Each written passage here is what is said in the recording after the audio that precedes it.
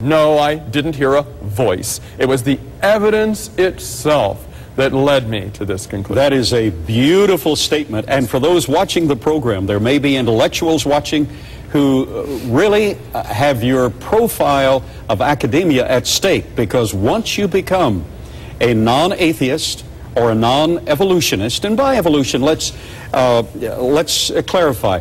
Within genetic boundaries, we have microevolution taking place, but it's always the loss of genetic information. It is the supposed accumulation of genetic information to produce a new, higher life form that is absolutely impossible, but that is essential to evolutionary theory. But as an academic, once you have lost your posture as an evolutionist, you are considered less intelligent than you were considered to be before you lost your posture as an evolutionist by your own volitional decision. So I want the audience to know there's a price to pay.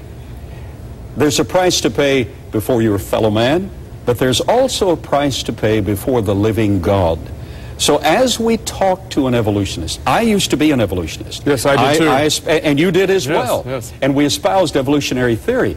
The trauma, Dr. Jackson, was there with you a trauma involved in realizing you were going to lose academic respect and the frustration within the mind when you embraced a non-theistic, non-God concept? Doesn't that bring absolute trauma to the individual? Oh yeah, I locked myself in my room for an entire day. It just rocked my world when I realized the biblical account was actually scientific.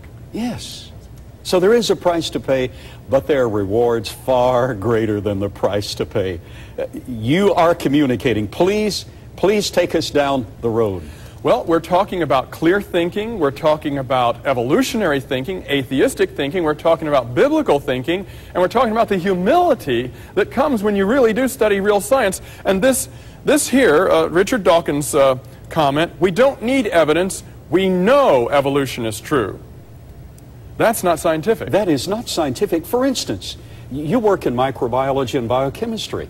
The 10 to 60,000 proteins in a living cell. You and I have discussed this on the platform before.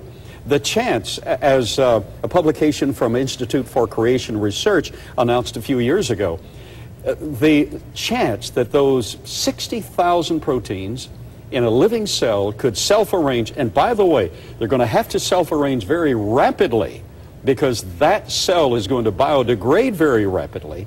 The chance that those 60,000 essential proteins could self-arrange to make that cell function is one chance in 10 to the 4,478,296 power.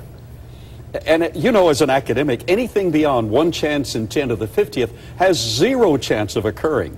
Here is one chance in 10 to the 4,478,296 power. So for him to say we don't need evidence because we know evolution is true, the evidence is on the side of creation research. And he even said that the appearance of design is overwhelming, but he says, but that's an illusion. That's an illusion. This is interesting too. The judge in the Dover, Pennsylvania court case with the Dover School Board made this comment. Just because scientists cannot explain today how biological systems evolve does not mean that they cannot and will not be able to explain them tomorrow. Now that was in 2005, and it's still that way. They still cannot explain how evolution happened. So he ruled in favor of evolution, hoping in faith that someday they'd be able to prove it. Blind faith, an inept decision by a judge who one day will be judged by the judge of all life. Yes, and its effects when we see the thinking in evolutionists and atheists, this is where they're coming from. They've got the court system on their side, they've got academia on their side, and they just trust in that. And so you've got to shake them up a little bit when you talk to them about evolution and show them something like this next placard here. We're waiting. This is from the Prentice Hall 2006 edition of the high school biology textbook that's probably the most popular in the country, written by Kenneth Miller and Joseph Levine. Early in the textbook, they discuss the history of biology and some of the most important findings. Look what it says in the circled part there. It's talking about Louis Pasteur. Most people have heard of him because of pasteurized milk. It says, Pasteur showed that all living things come from other living things. This change in thinking represented a major shift in the way scientists viewed living things. And they agreed that Yes. what he found was true. Absolutely. It dispelled the myth of spontaneous generation, Yes. or life arising all by itself from non-life.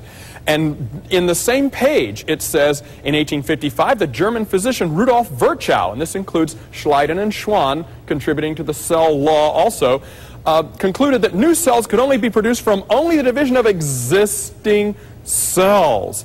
These discoveries, confirmed by other biologists, are summarized in the cell theory, a fundamental concept of biology, which states all living things are composed of cells, cells are the basic units, and new cells are produced only from existing cells. Life only comes from pre-existing life. Those are two of the main axioms of biological science today. With that foundation Yes. intact, in speaking to an evolutionist about the truth of creation, with that foundation intact, let's see how the sleight of hand proceeds. Here we have, of course, Louis Pasteur, one of the greatest geniuses of all time. Do not put forward anything that you cannot prove by experimentation. Yet we have a judge ruling on blind faith that Yes. recognizes that the experimentation has not occurred, the evidence is not there, but we're sure it will occur in the future. That is a very inept decision. Now take it from there, Dr. The Jackson. very same textbook that says life only comes from life and cells only come from cells, 100 pages or so later says this: the stew of organic molecules is a long way from a living cell, and the leap from non-life to life is the greatest gap in the scientific hypothesis of the Earth's early history. But then he gives no basis to verify that there was a leap from non-life to life. We'll even say it's a gap.